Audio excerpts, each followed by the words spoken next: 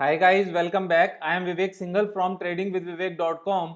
और आज मैं आपके सामने लेकर आया हूं जो एक शेयर जो अपर सर्किट लगाने के लिए ऑलमोस्ट रेडी खड़ा है। और अपर सर्किट लगने के लिए जो रॉकेट लॉन्च होता है वो होने ही वाला है। इन सब चीजों से ये पता चलता है। मैं आपको जो जो इसके सारे रीजंस हैं जिससे ये चीज बिल्कुल साफ साफ नजर आती है कि ये शेयर बिल्कुल अच्छे से ब्लास्ट होने वाला है और यहां से कई गुना होने वाला है। तो वीडियो को पूरी जरूर देख लेना, लेकिन इसमें मैं एक डिस्क्लेमर खासतौर से इस वीडियो में बिल्कुल साफ साफ दे देता हूं कि इस शेयर की मेरी यहां पर आपको बाय या सेल करने की कोई भी रिकमेंडेशन नहीं है। मैं सिर्फ आपको यह बता रहा हूं यहां पर कि किसी भी शेयर में जब यहां से वो अपर सर्किट लगने शुरू होते हैं तो किस तरह की भूमिका बांधी जाती है और उसके क्या रीजंस होते हैं, किस तरह से ये चीजें काम करती हैं और क्यों उसमें अपर सर्किट लगते जाते हैं और कोई सेलिंग नहीं आती, क्यों उसमें सेलर सारे के सारे खत्म हो जाते हैं और सिर्फ बायर्स ही होते हैं और अगले 2-3 महीने तक डेली वो शेयर 10% 5% बढ़ता रहता है और कई गुना हो जाता है कुछ ही दिनों में, कुछ ही महीनों में।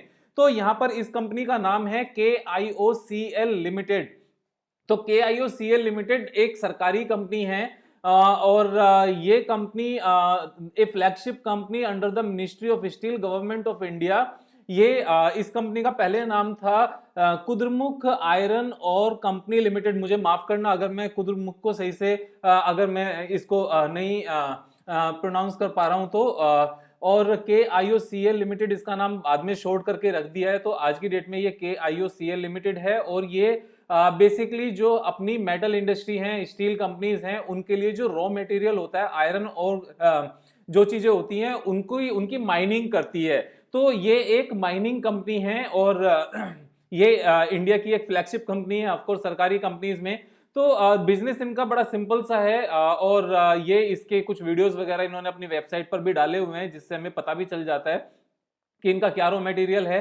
तो ये तो चीज समझ में आ गई कि ये स्टील कंपनी के लिए रॉ मटेरियल तैयार करते हैं। और उसके बाद में अगर इसके फाइनेंशियल्स की बात की जाए तो फाइनेंशियल्स में इसका सारा राज छुपा है। मैं बता देता हूं आपको। देखो, ये 7,196 करोड़ की कंपनी है। करंट मार्केट प्राइस के अकॉर्डिंग 7,196 करोड़ की कंपनी है और रिटर्न ऑन कैपिटल एम्प्लॉयड इसकी 3.34% है। इसको हम इग्नोर कर देते हैं, बिल्कुल इग्नोर कर देते हैं, क्योंकि मेरा यहां पर पर्पस आपको ये बताने का ही नहीं है कि ये ग्रेट कंपनी है या बेकार कंपनी है। मेरा पर्पस आपको यहां पर ये बताने का है कि इस तरह की कंपनीज में किस तरह से पूरा बैकग्राउंड वर्क हो सकता है और ये क्यों यहां से लगातार अपर सर्किट लगाने के लिए तैयार हो सकता है और यहां से रैली ले सकता है। जो प्रोमोटर्स की होल्डिंग है वो यहां पर सबसे ज्यादा इंपॉर्टेंट रोल प्ले कर रही है। प्रोमोटर्स की होल्डिंग 99.1% है, यानी कि पब्लिक के पास सिर्फ और सिर्फ 0.9% की होल्डिंग है। और अगर 0.9% की होल्डिंग की बात करें तो कंपनी की जो मार्केट कैप है वो 7,196 है और इसमें अगर 0.09% को कैलकुलेट करें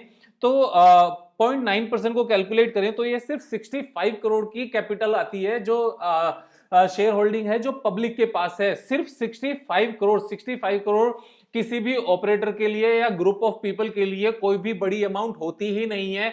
ये एक बहुत छोटी सी अमाउंट है। और अगर हम इसमें शेयर होल्डिंग पैटर्न में सबसे नीचे चले जाएं तो यहां पर इसकी डिटेल भी नजर आती है कि प्रोमोटर्स के पास इसकी 99.06% होल्डिंग है। और इसके प्रोमोटर कौन है?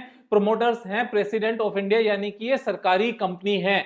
और मैं एक चीज और बता दूं आपको कि जो सरकारी कंपनी होती है उसमें ऐसा नहीं है कि शेयर प्राइस ऊपर चला गया तो प्रोमोटर्स ने अपना माल खुद ही निकालना शुरू कर दिया या नीचे चला गया तो प्रोमोटर ने अपना माल खुद ही बाय करना शुरू कर दिया। इसके पीछे सरकारी कंपनी के अगर उन्होंने बाइंग करनी है या सेलिंग करनी है तो इनको बहुत सारा पेपर वर्क भी करना पड़ेगा, बहुत सारी इंडस्ट्रीज, बहुत सारी मिनिस्ट्रीज से अप्रूवल भी लेनी पड़ेगी। ये फाइल लंबे टाइम तक चलती है। तो ऐसा नहीं है इमीडिएटली ऑपरेटर ने चाहा, प्रमोटर ने चाहा कि यार अब मेरी कंपनी का भाव बहुत ऊपर हो गया है, शेयर प्राइस बहुत ऊपर चल गया तो थोड़ा सा माल मैं भी निकाल देता हूं। तो सरकारी कंपनीज में ऐसा नहीं होता है। तो 99.06% तो जो मार्केट कैप है वो ब्लॉक है। मार्केट में सिर्फ 65 करोड़ बचा हुआ है। उसमें DII के पास 0.33% है और पब्लिक के पास 0.61% है। तो अगर इसमें DII से सारा माल पब्लिक के पास भी पहुंच जाता है और पब्लिक से DII में भी चला जाता है तो यहां पर पब्लिक का मतलब जनरल पब्लिक भी हो सकती है और इसमें जो बिग हैंड्स हैं जिनको हम ऑपरेटर भी कह सकते हैं वो भी हो सकती है।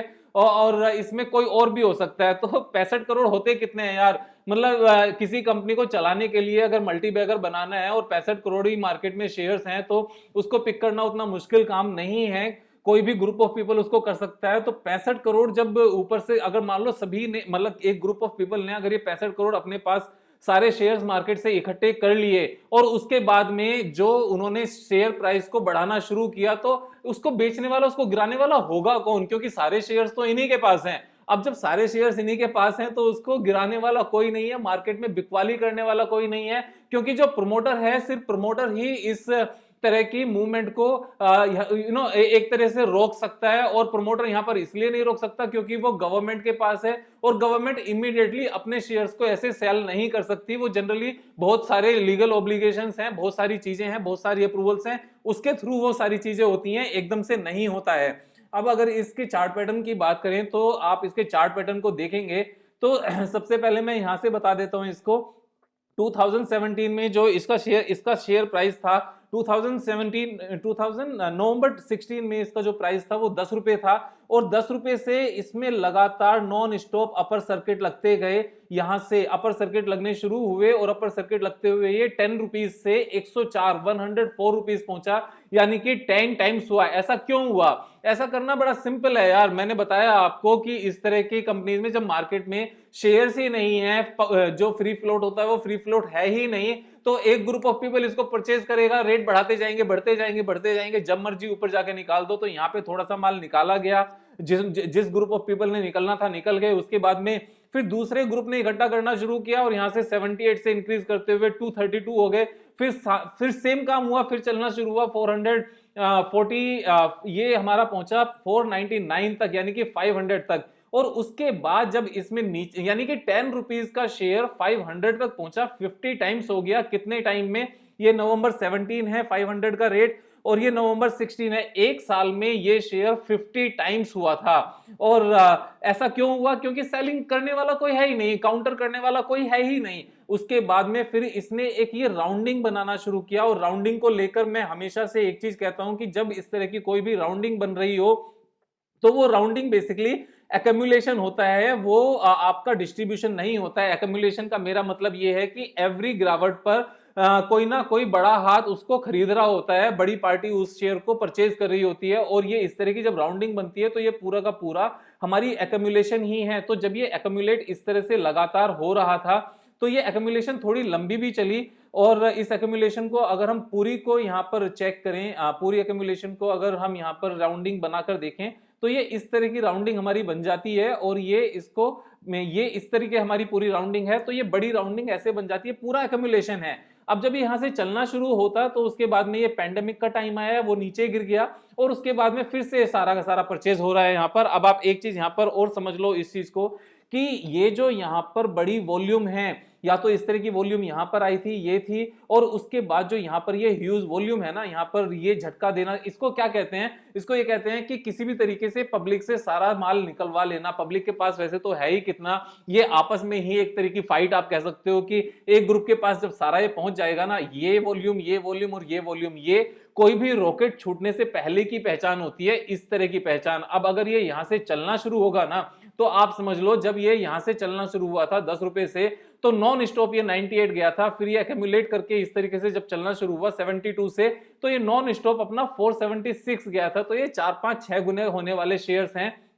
और अगर ये यहां से अगर सिर्फ और सिर्फ लाइफ टाइम हाई भी जाते हैं ना, वैसे तो ये लाइफ टाइम हाई नहीं जाते, उससे बहुत ऊपर जाते हैं, क्योंकि इस तरह की चीजों को एक्यूमुलेट करने में बहुत टाइम लगता है। जो भी ऑपरेटर्स इसको एक्यूमुलेट कर रहे हैं, उन्होंने एक्यूमुलेट इसको यहां से करना शुरू किया था 17-18 से।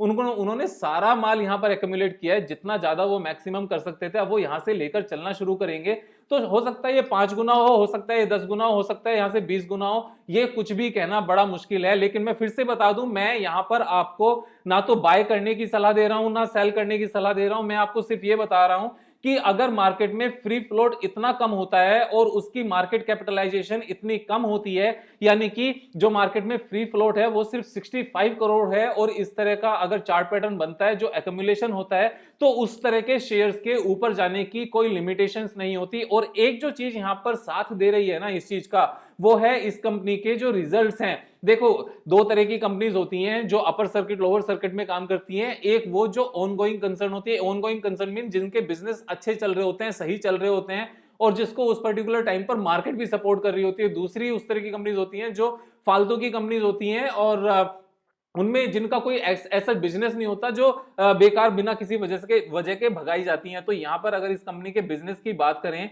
तो बिजनेस में ये एक चलती हुई सरकारी कंपनी है जिसकी सेल्स भी हमारी ठीक ठाक है और लगातार बनी हुई है। और अगर हम मार्च 2020 की सेल्स की बात करें तो हाईएस्ट एवर है पिछले 10 साल की सेल्स में। और अगर नेट प्रॉफिट की बात करें तो लगातार हर साल ये कंपनी नेट प्रॉफिट पोस्ट करती है। सिर्फ 2 साल इन्होंने नेट प्रॉफिट नहीं पोस्ट किया, 2016 में, 2016 में एंड 2010 में, लेकिन लगातार नेट प्रॉफिट पोस्ट करती है। और खासतौर से अब जब स्टील कंपनीज बाकी सारी भाग रही हैं, लगातार यहां से रैली कर रही हैं, चाहे वो टाटा स्टील हो, चाहे वो जेएसडब्ल्यू स्टील हो, तो उनका जो रॉ मटेरियल बनाने वाली कंपनीज हैं उनमें भी रैली आनी बनती है। तो ये 118 से कहां जाएगा किसी को नहीं पता। मेरा पर्पस यहां पर यह बताने का था कि मार्केट में जब फ्री फ्लोट इतना कम हो और मार्केट में ओवरऑल सिनेरियो उस सेक्टर का भी साथ दे और वो कंपनी चलती हुई कंपनी हो और इस तरह की वॉल्यूम यहां पर नजर आ जाए तो उस कंपनीज में वो शेयर कहीं तक भी जा सकता है। तो जो जो लोग इस कंपनी में ऊपर फंसे हुए हैं उन सबको यहां से निकलने का बहुत शानदार मौका मिलेगा। मेरे हिसाब से उन लोगों को जल्दबाजी नहीं करनी चाहिए, लेकिन फिर भी मैं जब ये बोल रहा हूं जल्दबाजी नहीं करनी चाहिए, अपना ड्यू डिलिजेंस करके ही कोई डिसीजन लेना, अपनी इन्वेस्टमेंट एडवाइजर से राय ले लेना। कल फिर मिलेंगे ठीक एक नई वीडियो के साथ, ठीक 5 बजे, और जिससे हम अपने ट्रेडिंग और इन्वेस्टमेंट स्किल्स को इंप्रूव कर सकें, मार्केट में कुछ नई चीजों को जान सकें। मेरा पर्पस यहां पर इस एक्सपीरियंस को और नॉलेज को आपके साथ शेयर करना था। अगर सब्सक्राइब नहीं किया है चैनल को तो सब्सक्राइब कर लेना, दोस्तों के साथ शेयर भी कर लेना, लाइक भी कर लेना। I am Vivek Singhal from tradingwithvivek.com। Thank you so much. Have a nice day, have a nice evening.